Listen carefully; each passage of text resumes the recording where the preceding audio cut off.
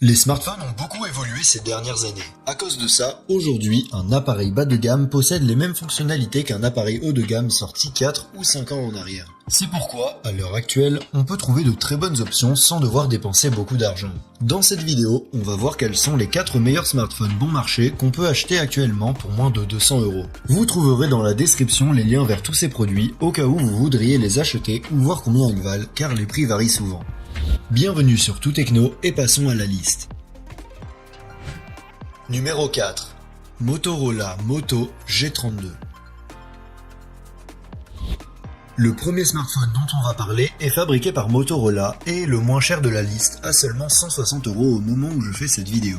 Le Moto G32 est fait en plastique, pèse 184 grammes et est plutôt de grande taille, avec un écran IPS de 6,5 pouces, une résolution Full HD+, et un taux de rafraîchissement de 90 Hz. Cet écran est standard pour le prix de ce téléphone, donc vous n'aurez pas de mauvaises surprises, mais ne vous attendez pas à quelque chose de grandiose.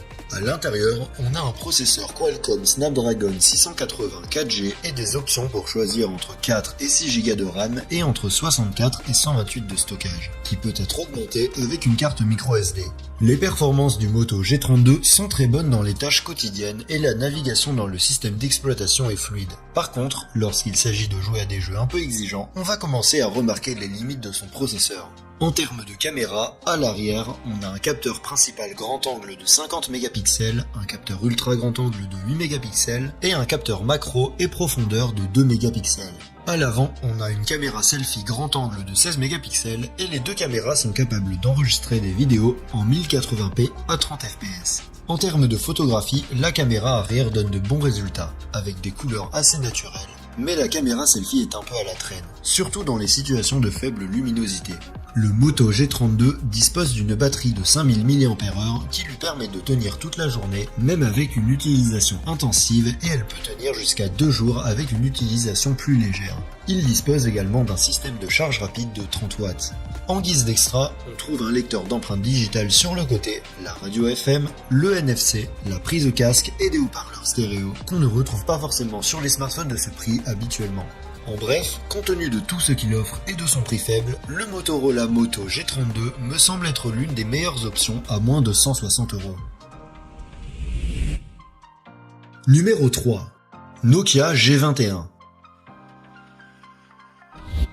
Vous vous souvenez de Nokia, cette marque qui fabriquait des téléphones indestructibles et qui, lorsqu'on les faisait tomber par terre, préférait briser le sol plutôt que le téléphone? Eh bien la marque a évolué au fil du temps, et maintenant, elle fabrique plusieurs modèles de smartphones qui ne sont pas mal du tout, comme ce Nokia G21 qui coûte environ 160 € au moment où je fais cette vidéo.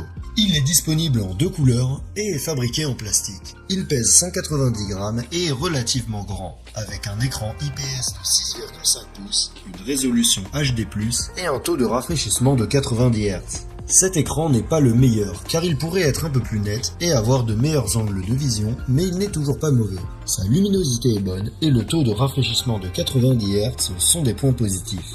Le Nokia G21 est équipé d'un processeur Unisoc T606, d'une mémoire vive de 3,4 ou 6 Go et d'une capacité de stockage de 64 ou 128 Go avec possibilité de rajouter une carte microSD.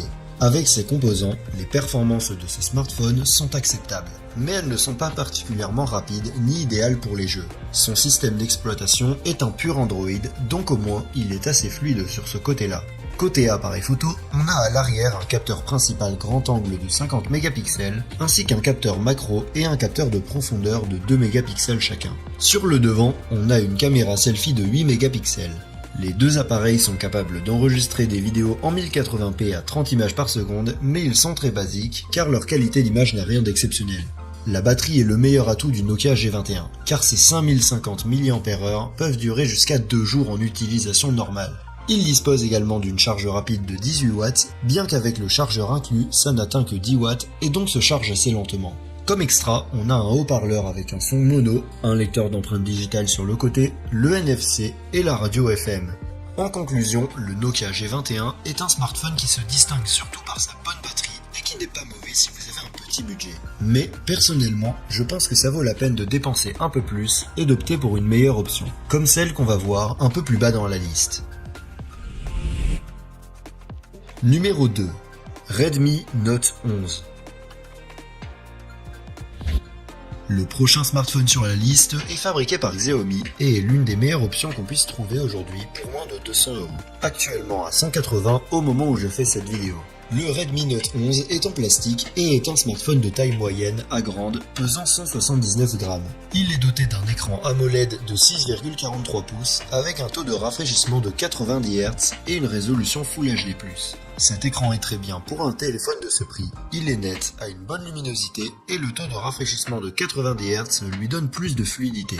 Il est disponible en version avec 4 ou 6 Go de RAM et 64 ou 128 Go de stockage, qui peuvent être augmentés avec une carte microSD. À l'intérieur, on trouve une puce Snapdragon 690 4G et une carte graphique Adreno 610. Avec ces composants, on a une performance plutôt bonne pour les tâches quotidiennes, mais qui est à la traîne lorsqu'il s'agit de jouer à des jeux, comme la plupart des téléphones dans cette gamme de prix.